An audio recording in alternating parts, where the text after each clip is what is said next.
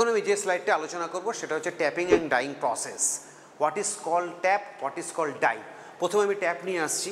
দেখো, tap is basically use for making the internal threads. Internal thread, the best example of, ধরো একটা nut, নাটের ভেতরে whole আছে, হোলের মধ্যে থ্রেড আছে। একটা বোল্টের মধ্যে একটা নাট, বোল্টটাকে ফিক্সড রেখে যদি নাটটাকে তুমি ঘোরাতে থাকো তাহলে নাটটা এগিয়ে যায় না? বা নাটটাকে ফিক্সড রেখে যদি বোল্টটাকে ঘোরাতে থাকো তাহলে বোল্টটা এগিয়ে যায়, ঠিক আছে? তাহলে এই যে নাটের মধ্যে যে থ্রেডটা আছে সেটা কিভাবে তৈরি করা হয়েছে? আগে ড্রিল করা হয়েছে, তারপরে ট্যাপিং অপারেশন করা হয়েছে, তারপরে এই প্রোডাক্টটা তৈরি হয়েছে। তা ট্যাপিং বোঝার আগে তোমাদের স্ক্রু থ্রেডের একটু নমিনক্লেচার নিয়ে আলোচনা করি, তাহলে তোমাদের ট্যাপিংটা বুঝতে খুব সুবিধা হবে। ক্লিয়ার? এটা দেখো, একটা স্ক্রু থ্রেডের নমিনক্লেচার। এখানে দেখতেই পাচ্ছ, এখানে থ্রেড অ্যাঙ্গেল আছে, ক্রেস্ট আছে, রুট আছে, মাইনর ডায়ামিটার আছে, মেজর ডায়ামিটার আছে, পিচ আছে। এগুলো কাকে বলে? এই প্রত্যেকটা কিন্তু যে পয়েন্ট প্রচণ্ড ইম্পর্টেন্ট পয়েন্ট, খুবই সহজ জিনিস কিন্তু মনে রাখতে হবে। ক্লিয়ার? পিচ কাকে বলে? পিচ ইজ বেসিক্যালি, দেখো এই ছবিতে যে কোনো একটা পয়েন্ট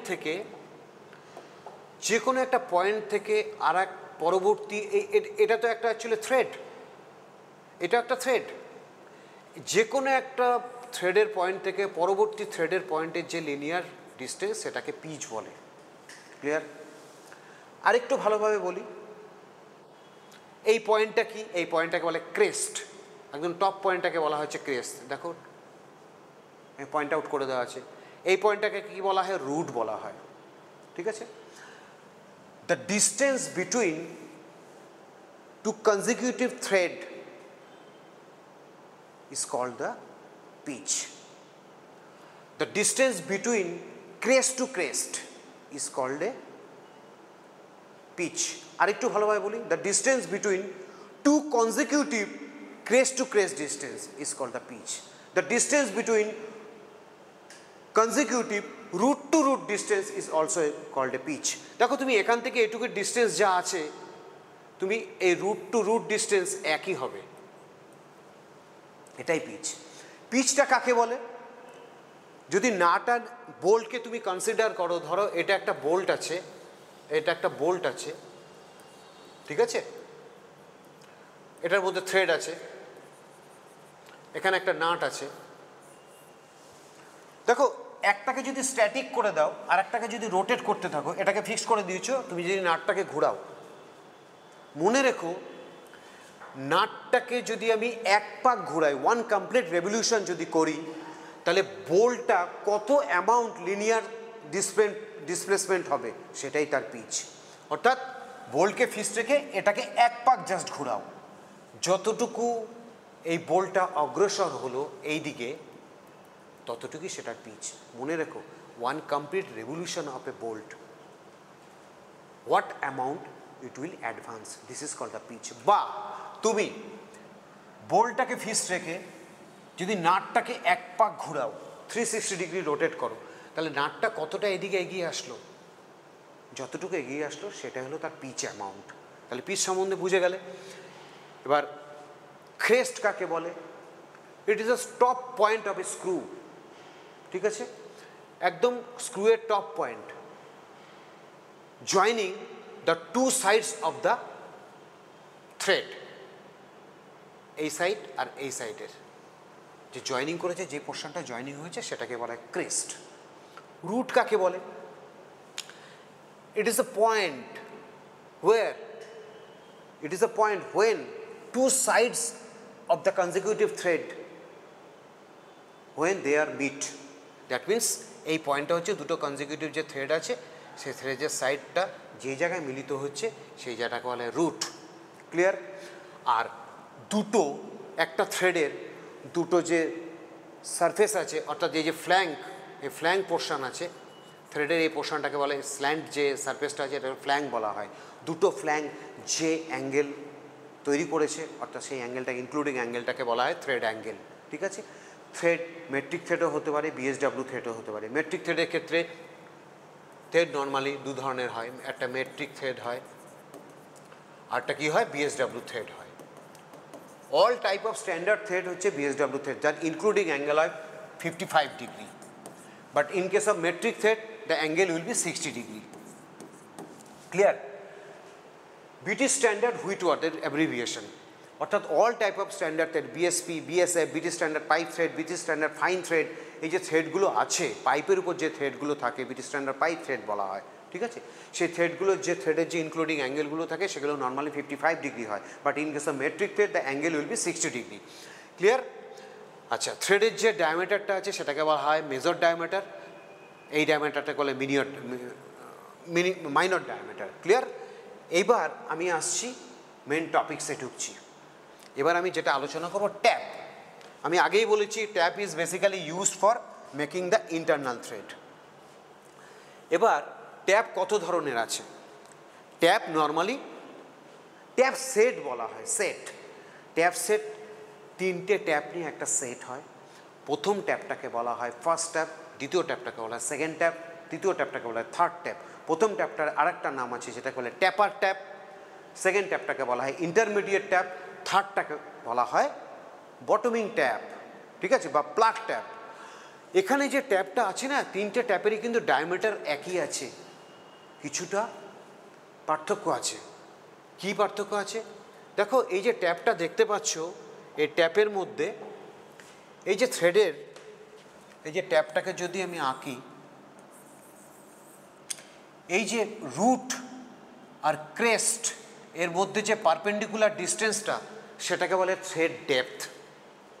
থ্রেড ডেপথ, এই যে থ্রেড ডেপথটা দেখছো ফার্স্ট ট্যাপে যা আছে সেকেন্ড ট্যাপে আর একটু বেশি আছে, থার্ড ট্যাপে অর্থাৎ যে বটমিং ট্যাপ আছে, যেটা একদম ফাইনাল ট্যাপ আছে, ফিনিশ ট্যাপ আছে, যেটাকে প্লাগ ট্যাপ বলা হয়, সেই ট্যাপটা সব থেকে বেশি থাকে।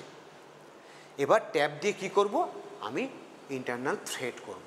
তাহলে ইন্টারনাল থ্রেড করতে গেলে আমাকে কি করতে হবে? যে কোনো একটা জবের উপর যদি আমি একটা ইন্টারনাল থ্রেড করি, সাপোজ এই একটা জব, এই জবের মধ্যে আমি একটা ইন্টারনাল থ্রেড করব। একটা ডাইরেক্ট তুমি ট্যাপ কি চালাতে পারবে জবের উপর? ভাইসে ধরো একটা সিলিন্ড্রিক্যাল অবজেক্টকে তুমি হোল্ড করলে, যেভাবে হোক হোল্ড করলে, এর মধ্যে তোমাকে ট্যাপিং চালাতে হবে। ডাইরেক্ট ট্যাপটাকে ইনসার্ট করবে এর মধ্যে? কোনোদিনই করবে না। কি করতে হবে? এখানে একটা ড্রিল করে নিতে হবে, আমাকে একটা হোল জেনারেট করে নিতে হবে। হোল জেনারেট করার পর সেই হোলের মধ্যে এই ট্যাপটাকে ইনসার্ট করব। You have to rotate the tap, it will coming down, thread will be generate here. তাহলে এই যে ড্রিল করব, এবার ড্রিলের সাইজটা কী হবে? নিশ্চয়ই ট্যাপের যা সাইজ আছে সেই সাইজের যদি ট্যাপ ড্রিলটা চালাই তাহলে ট্যাপটাতে এমনি ঢুকে যাবে, কোনো থ্রেড জেনারেট হবে না। তাহলে কী করবো? আমাকে একটা ড্রিল করে নিতে হবে। The drill size will be less than the tap size. এবার ড্রিল সাইজটা কী হবে? এই জায়গাটাই হচ্ছে মেন ইম্পর্টেন্ট জায়গা। এই যে ড্রিল সাইজটা কী হবে, আমি ড্রিল সাইজের একটা ফর্মুলা আছে, ড্রিল সাইজ, ঠিক আছে?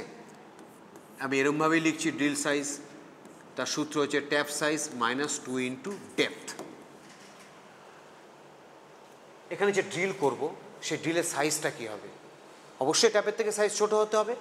এবার ড্রিল সাইজটা বের করার জন্য ট্যাপ সাইজ তোমাকে বলে দেবে, ট্যাপটা বলে দেবে সাপোজ M12 ইন্টু 1.75, এরকম একটা ট্যাপের স্পেসিফিকেশান দেওয়া আছে। এই স্পেসিফিকেশান দেখে আমি কি বুঝতে পারি? এম ফর মেট্রিক, যে ট্যাপটা আছে ট্যাপের ডায়ামিটারটা কত আছে? 12 মিলিমিটার আছে।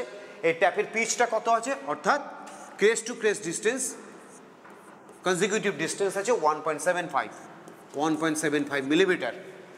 Clear?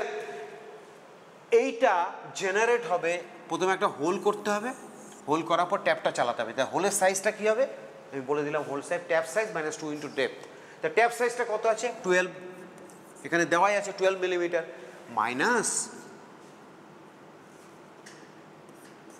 -2 into depth. 2 into depth কেন বললাম? এখানে একটা বোঝার ব্যাপার আছে। দেখো, ট্যাপের সাইজটা যা আছে, তোমাকে ড্রিলের সাইজটা অবশ্যই হতে হবে। এই যে মাইনর ডায়ামিটারটা তুমি দেখতে পাচ্ছ ভেতরের, এই ডায়ামিটার হতেই হবে, এর থেকে কম হলে আরও ভালো। সেম সাইজ হলেও অসুবিধা নেই, কম হলে আরও ভালো। কম বলতে 0.2 বা 0.3 মিলিমিটার কম হতে হবে। কেননা দেখো, এই ট্যাপটা ঢুকতে গেলে এই যে মাইনরটা, আমি কেন থ্রেডের নমিনক্লেচারটা পড়ালাম, কোনটা মাইনর ডায়ামিটার থ্রেডের, কোনটা মেজর ডায়ামিটার, সেটা তো আমি পড়ালাম। মাইনর ডায়ামিটারের সাইজের থেকেও 0.2 মিলিমিটার 0.2 mm ছোট সাইজের ড্রিল আমাকে করতে হবে। দেখো এখানে 2 ইন্টু ডেপথ কেন করা হয়েছে? এই পুরো বড় ডায়ামিটার থেকে নিশ্চয়ই আমি এই ডিস্টেন্সটা আর এই ডিস্টেন্সটা বাদ দিলে মাঝখানে মাইনর ডায়ামিটারটা পাবো, কারণ এটা হচ্ছে বিগ ডায়ামিটার, ট্যাপের ডায়ামিটার। তার থেকে এইদিকে থ্রেড ডেপথ, এদিকে থ্রেড ডেপথ, অর্থাৎ একটা ডেপথ প্লাস আরেকটা ডেপথ 2D হয়ে গেল, দুটো ডেপথকে মাইনাস করলাম, করলে ড্রিল সাইজটা পেয়ে গেলাম। এবার যে ডেপথের আবার সূত্র আছে in case of metric thread, কারণ একটা মেট্রিক আছে, 0.61 ইন্টু পিচ আছে, ঠিক আছে, ক্লিয়ার? এখানে 12 করলাম, -2 ইন্টু ডেপথ কত 0.61 ইন্টু পিচ কত দেওয়া আছে এখানে, ইট ইজ গিভেন 1.75। এটা করার পর যে ভ্যালুটা আসলো সেই ভ্যালুর ড্রিল তোমাকে কালেক্ট করতে হবে এবং সেই ড্রিলটা দিয়ে এখানে ড্রিল করতে হবে জবের। ড্রিল যেই হয়ে গেল তারপরে what ever the size may be, of course এই 12 মিলিমিটার যদি ট্যাপ সাইজ হয় ড্রিল সাইজ আরও ছোট হবে, তার জন্য একটা চার্ট আছে আমি বলে দিচ্ছি, আগে জেনে নাও। Drill size will be less than the tap size. Drill হয়ে গেল, তারপর তুমি ট্যাপটাকে চালাবে। ট্যাপটা কীভাবে চালাবে বলে দিচ্ছি। এই যে ট্যাপের একটা স্লাইড আছে, দেখো।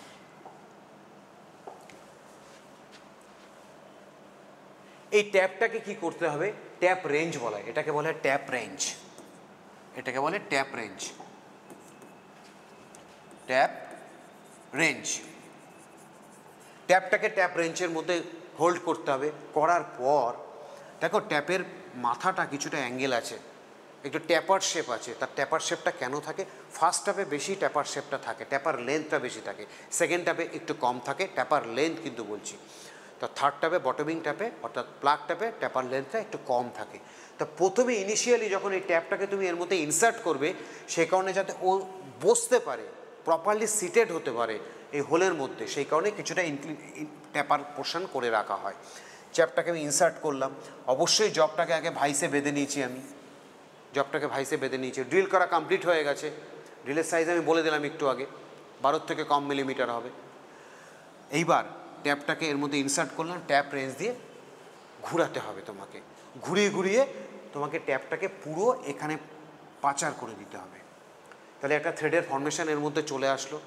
প্রথম ট্যাপটাকে প্রথমে ক্লকওয়াইজ ঘুরিয়ে ঘুরিয়ে ঘুরিয়ে ঘুরিয়ে তুমি নিচে নামিয়ে দিলে, তাহলে এর মধ্যে একটা হালকা থ্রেডের ফর্মেশন চলে আসলো, কিন্তু ফুল থ্রেডের ডেপথ কিন্তু এখনও হয়নি, কারণ ফার্স্ট ট্যাপে আমি বলে দিয়েছি ডেপথ কম থাকে, সেকেন্ড ট্যাপে ডেপথ একটু বেশি থাকে, থার্ড ট্যাপে প্রপার ডেপথ থাকে থ্রেডের, ঠিক আছে?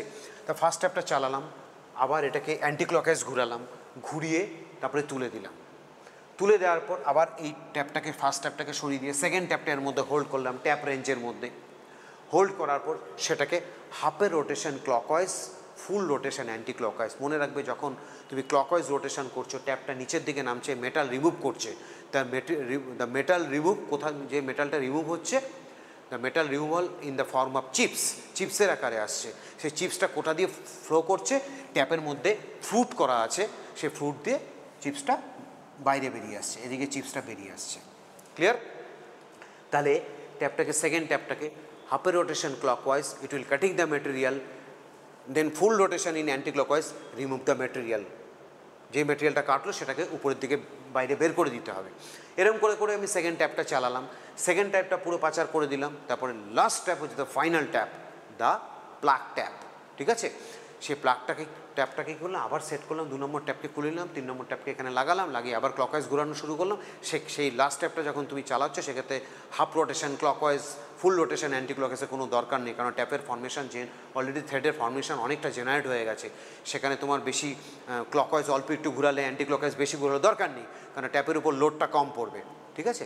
তা তুমি থার্ড ট্যাপটা চালিয়ে দিলে, বের করে নিলে, বের করে নেওয়ার পর এখানে অটোমেটিক্যালি M12 ইন্টু 1.75 এটা জেনারেট হয়ে গেছে এই মেটেরিয়ালটার মধ্যে। অর্থাৎ যে মেটেরিয়ালটার মধ্যে আগে ড্রিল করা হয়েছিল লেস সাইজের, ট্যাপের সাইজেতে লেস সাইজে, তারপরে ট্যাপটা চালালে এই যে ভিতরে যে তুমি থ্রেডটা পাবে, ধরো এটা নাটই ধরো না, ঠিক আছে, একটা হেক্সাগোনাল নাটই ধরো না, এর মধ্যে যে তুমি থ্রেডটা পাবে, অটোমেটিক্যালি তোমাকে এই থ্রেডটা করতে বলা হয়েছে, ঠিক এটা জেনারেট হয়ে যাবে। ক্লিয়ার? তাহলে ট্যাপ, এটা কিন্তু মেট্রিক থ্রেডের কথা বললাম। আর একটা শর্ট প্রসেস আছে, এটা তো অনেক বড় প্রসেস, T-2D করলাম, ট্যাপ সাইজ কী করলাম, 2-2D করলাম, সূত্রটা লাগালাম, ড্রিল সাইজ T-2D, এটা করলাম, তাই না? আরও শর্ট প্রসেস আছে। ডাইরেক্ট ট্যাপ সাইজ কত আছে, 12 আছে, মাইনাস ট্যাপের যে পিচ কত ছিল, M12 × 1.75 লিখেছিলাম না, ডাইরেক্ট পিচটা মাইনাস করে দাও, সেটা করলেও যেটার ভ্যালুটা দাঁড়াবে সেটা করলেও হবে। অবশ্যই এটা কারখানায় যখন অত প্রিসিশন জব যখন দরকার হয় না, তখন এক্ষেত্রে আমরা এই টেন্টেটিভ একটা ট্যাপ সাইজ, ড্রিল সাইজ বের করে নিই তাড়াহুড়োর ঠেলায়। কিন্তু এক্স্যাক্ট যেখানে প্রিসিশন ইনস্ট্রুমেন্ট আছে, কোনো জায়গায় একটা থ্রেড করতে হবে, ইনসাইডে থ্রেড করতে হবে, সেক্ষেত্রে কিন্তু আমার T-2D ফর্মুলাটাই ইউজ করতে হবে। এর ভ্যালু যা আসবে এর ভ্যালুর মধ্যে কিছুটা ডিফারেন্স আছে, এটা হচ্ছে this is more perfect. Clear? এবার আসছি আমি ইঞ্চ থ্রেডের ক্ষেত্রে। দেখো তোমাকে মেট্রিক থ্রেডের ক্ষেত্রে যেমন বলা হলো M12 × 1.75, এই পিচগুলো কিন্তু স্ট্যান্ডার্ড থাকে, M8-এর থাকে, M8-এর সাথে 1.25 থাকে, M10-এর ক্ষেত্রে থাকে 1.5 পিচ, মিলিমিটার পিচ, M12-এর ক্ষেত্রে থাকে 1.75 পিচ, এটা স্ট্যান্ডার্ড। ক্লিয়ার? এইবার এটা তো মেট্রিক সিস্টেমে গেল, এবার যদি ইন সিস্টেমে আমি আসি, কি করব? ইন সিস্টেমে যখন তোমাকে ইন্টারনাল থ্রেড করতে বলবে, সেখানে কিন্তু যে স্পেসিফাই করে দেওয়া হবে সেটা কিন্তু বলে দেবে অনলি 1/2 ইঞ্চি BSW। আমি এই কারণেই তোমার নোমেনক্লেচারটা আগে পড়িয়েছিলাম। মেট্রিক থ্রেডের অ্যাঙ্গেল 55 ডিগ্রি, BSW থ্রেডের অ্যাঙ্গেল কিন্তু মেট্রিক থ্রেডের অ্যাঙ্গেল 60 ডিগ্রি, BSW থ্রেডের ক্ষেত্রে ইনক্লুডিং অ্যাঙ্গেল কিন্তু 55 ডিগ্রি। তাই বিটি স্ট্যান্ডার্ড হুইটওয়ার্থ 1/2 ইঞ্চি BSW থ্রেড করতে বলেছে একটা জবের মধ্যে, এটা একটা হেক্সাগন আছে, এর মধ্যে 1/2 ইঞ্চি BSW থ্রেড করতে বলেছে। সেক্ষেত্রে সূত্রটা কি হবে? একই সূত্র, কোনো অসুবিধা নেই। ড্রিল সাইজের সূত্রটা কি হবে? এটার ক্ষেত্রেও তোমার তো drill size must be less than the tap size. এই যে 1/2 ইঞ্চি আছে, 1/2 ইঞ্চি মানে কি? ট্যাপের external diameter, the nominal diameter বা আউটসাইড ডায়ামিটার। ট্যাপটাকে ভার্নিয়ার ক্যালিপার দিয়ে মাপবে, মেপে যে ডায়ামিটারটা পাবে সেটাই তার এক্সটার্নাল ডায়ামিটার। যদিও ট্যাপের গায়ে লেখা থাকে, কি লেখা থাকবে? 1/2 ইঞ্চি BSW লেখা থাকবে। That means 1/2 inch or external diameter. Clear? 1 inch BSW মানে 1 ইঞ্চি ওর এক্সটার্নাল ডায়ামিটার। ক্লিয়ার? এইবার নর্মালি ট্যাপগুলো যে মেটেরিয়ালের তৈরি হয় সেগুলো হাই স্পিড স্টিলের তৈরি হয়, ঠিক আছে? It is a very hard material, at the same time it is tough material also. এবার ড্রিল সাইজটা কী করবো? সেই ড্রিল সাইজ একই সূত্র, T-2D। টি মানে কি? ট্যাপ সাইজ, এটা TSও লিখতে পারি আমি। ট্যাপ সাইজ কত আছে? 1/2 ইঞ্চি আছে, 1/2 ইঞ্চি লিখে দিলাম, লিখলাম। -2 D কত? In case of English thread 0.64 into pitch হয়ে যাবে, আগেরটা ছিল 0.61, এটা হলো 0.64 ইন্টু পিচ। ক্লিয়ার? আমি জানি তোমাদের এই জায়গাটা বুঝতে অসুবিধা হয়, কারণ সবাই মেট্রিক থ্রেডগুলো পড়ে যাও, T-2D পড়ে যাও, 2 × 1.61 ইন্টু পিচ করে দাও। মেট্রিক থ্রেডের ক্যালকুলেশন করা খুব সহজ। যখনই BSW চলে আসলো তখনই কিন্তু তোমরা ক্যালকুলেশন করতে পারো না। এই যে পিচটা আছে না, একটা জিনিস মনে রেখো, এই প্রসঙ্গে আমি একটা কথা বলছি তোমাদের।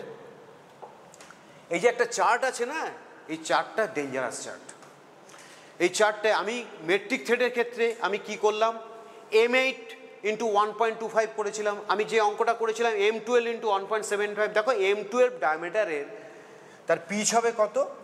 অটোমেটিক 1.75। এগুলো কিন্তু ফিক্সড। M10 এর ক্ষেত্রে 1.5, একটু আগে আমি আলোচনা করলাম।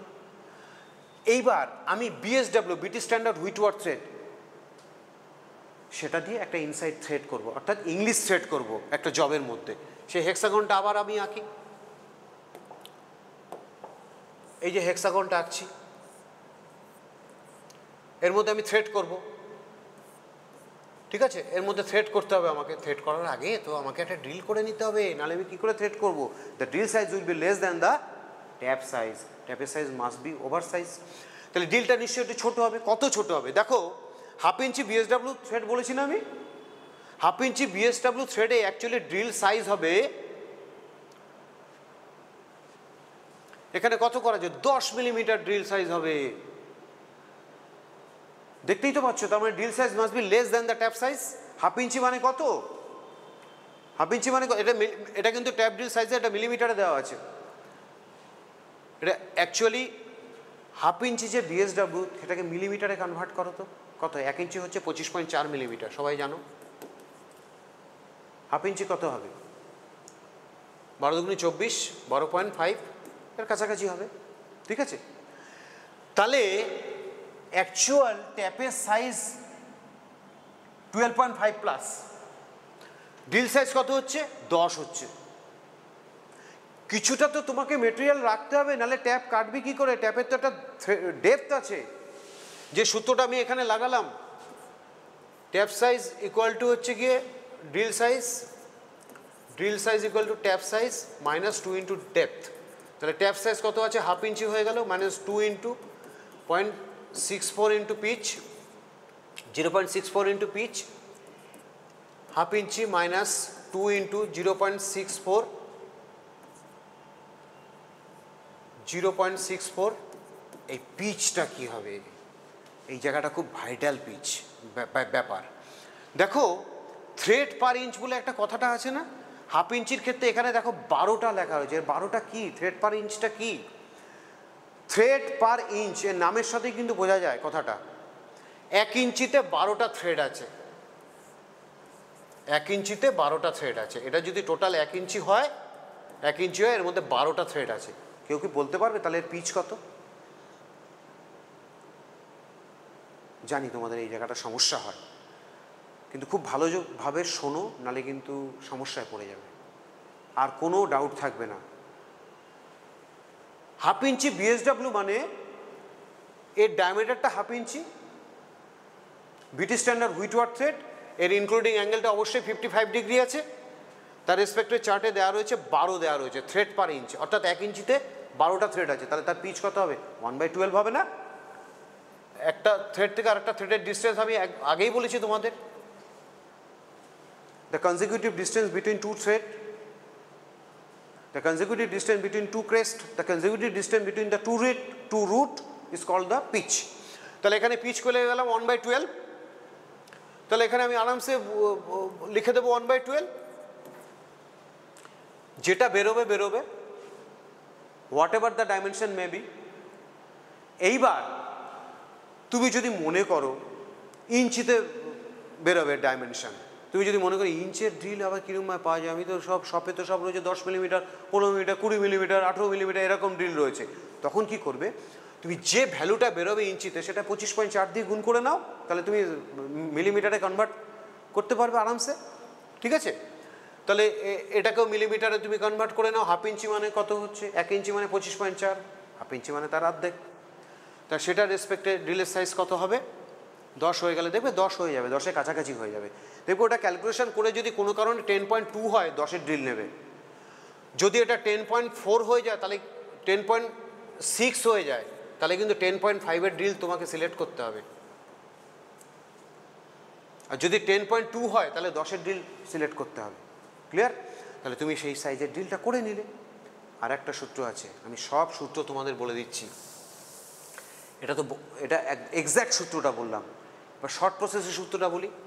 1/2 ইঞ্চি বিএসডাব্লিউ থ্রেডের ক্ষেত্রে তুমি যে ট্যাপ সাইজ ড্রিলটা নেবে, ড্রিল সাইজ আরেকটা সূত্র আছে, ট্যাপ সাইজ মাইনাস পিচ, আর কিচ্ছু লাগবে না, শর্ট প্রসেস। ট্যাপ সাইজ 1/2 ইঞ্চি মাইনাস পিচ কত, 1/12 বললাম। 12 টিপিআই আছে, 12 টিপিআই, 1 ইঞ্চিতে 12টা থ্রেড আছে, তাহলে পিচ 1/12 হবে। এটা করো, বেরিয়ে যাবে, যা বেরোবে সেটা 25.4 দিয়ে গুণ করো, সেই সাইজের ড্রিলটা নিয়ে নাও, ড্রিল করো, ট্যাপ চালাও। ট্যাপ কীভাবে চালাবে একটু আগে বলে দিলাম। ক্লিয়ার? তাহলে এটা হলো। আর একটা সূত্র আছে ড্রিল সাইজে, আর একটা সূত্র আছে, 7/8 ট্যাপ সাইজ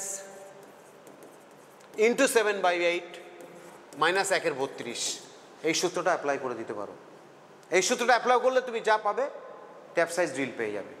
ক্লিয়ার? তাহলে ট্যাপের ব্যাপারে আর কোনো ডাউট নিশ্চয়ই তোমাদের নেই। আমি একটু স্পিডে বলেছি, যদি কোনো জায়গায় বুঝতে অসুবিধা হয় একটু আগে চলে আসবে, আগে চলে এসে বুঝে নেবে, ঠিক আছে? বারবার ভিডিওটা দেখো, তাহলে তোমাদের সুবিধা হবে বুঝতে। আমি কিন্তু সব কিছু কভার করে দিয়েছি ট্যাপের মধ্যে। আচ্ছা, এবার চলে আসছি লাস্ট পয়েন্ট, ডাই। এই চারটা হয়ে গেল, এবার আমি আসছি ডাই নিয়ে পড়াবো। ডাইটা কি? ডাই হলো একটা কাটিং টুলস। ডাইয়ের সাহায্যে কি করব? ডাইং অপারেশন করব, ঠিক আছে? ডাইং অপারেশন মানে if you want to generate the external thread, then you have to use the die tool, ঠিক আছে? এখানে যে দেখো একটা ডাই আছে, ডাইয়ের ছবি দেওয়া আছে। ডাইয়ের ছবিটা দেখতে কিরকম? এরকম দেখতে ছবিটা। এই যে দেখতে পাচ্ছ না die, it is made of high speed steel হয়। এই ডাইটা একটা স্টকের মধ্যে ঢুকিয়ে দেওয়া হয়, die with die stock.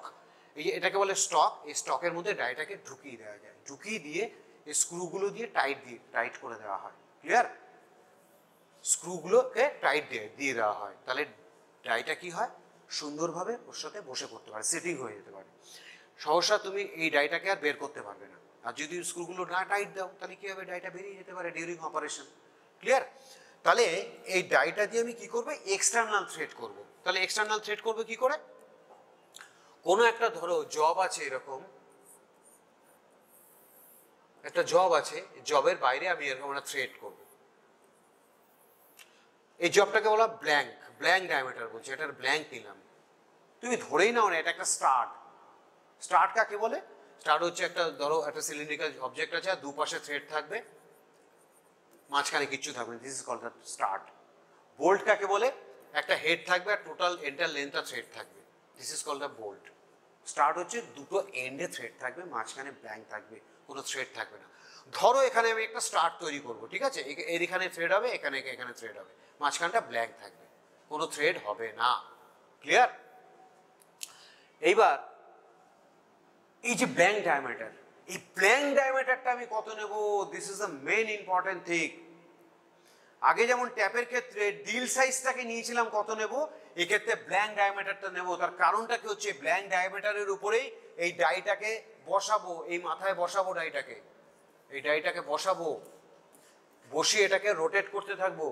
Just you have to rotate this one, it will be coming down and generate the external thread. Clear? তাহলে এই যে এক্সটার্নাল থ্রেড করছি, এক্সটার্নাল থ্রেড করতে গেলে তোমাকে ডাইটাকে ডাই স্টকের মধ্যে ঢুকিয়ে নিলাম, ঢুকিয়ে নিয়ে এটাকে আমি রোটেট করতে হবে।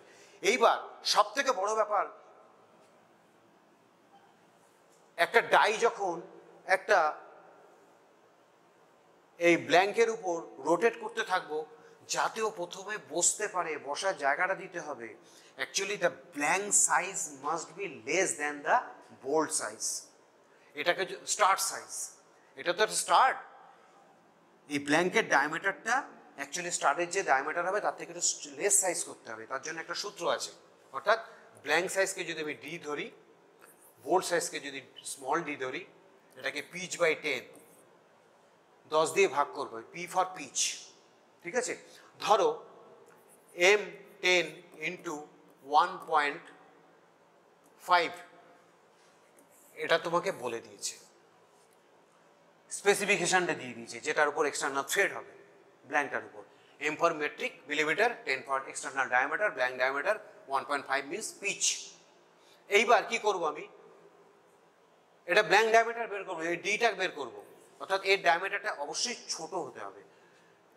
আচ্ছা, ডি ফর বোল্টের ডায়ামিটার বা স্টার্টের ডায়ামিটার। স্টার্টের ডায়ামিটার অলরেডি গিভেন 10 দিয়ে দিলাম, মানে পিচ কত? পিচ হচ্ছে 1.5 বাই 10।